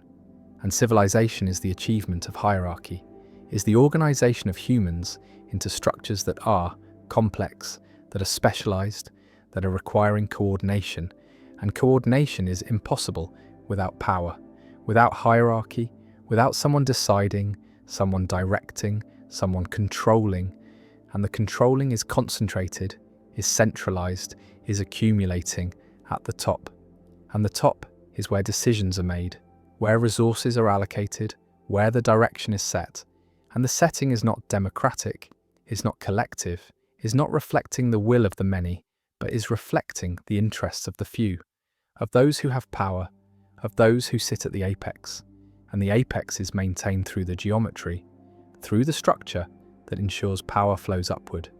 that resources concentrate, that advantage compounds. And the compounding is what makes hierarchy self-perpetuating, is what makes power stable, is what prevents the redistribution that would create equality. And equality is unstable, is impossible to maintain, is the condition that immediately begins to dissolve once it is achieved. Because humans are not equal in ability, in effort, in ambition. And these differences, even small differences, compound over time, create advantages, create positions, create the beginnings of hierarchy. And once hierarchy begins, it accelerates, it amplifies, it creates the geometry that is inevitable. That is natural, not because it is good, but because it is the pattern that emerges from the mathematics of accumulation, from the logic of networks, from the dynamics of power. And power, seeks to grow, seeks to concentrate. And the concentration is resisted, is challenged, is fought against by those who are excluded, by those who are dominated, by those who suffer under hierarchy. But the resistance is difficult, is requiring coordination, is requiring resources, is requiring power. And power is what the powerless lack, is what they're excluded from, is what makes resistance so difficult, so costly, so often unsuccessful. And the unsuccessful is what history shows, is what the record demonstrates, is the pattern of hierarchies rising and falling, but never disappearing, never being replaced by equality, only being replaced by new hierarchies, by new elites, by new concentrations of power that reproduce the geometry, that maintain the structure, that ensure that power remains concentrated, that hierarchy remains the default, remains the pattern, remains the inevitable outcome of human organization. And the organization is what creates power, is what makes hierarchy necessary, or seems to make it necessary. Because organization requires coordination, and coordination requires decision-making, and decision-making requires power. And power is what some have and others do not. And those who have it work to keep it, work to grow it, work to pass it on. And the passing on is inheritance, is the mechanism of reproduction, is what makes hierarchy stable across time. And the stability is what those at the top value, is what they work to maintain, is what they defend against challenges, against redistribution, against the equality that would threaten their position. And the position is everything,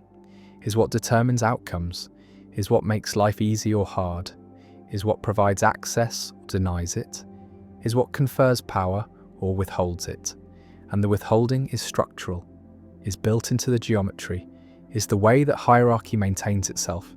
is the iron law that Michael's identified, is the principle that all organizations, even those founded on egalitarian principles, eventually develop hierarchies, eventually concentrate power, eventually create oligarchies, because organization requires leadership,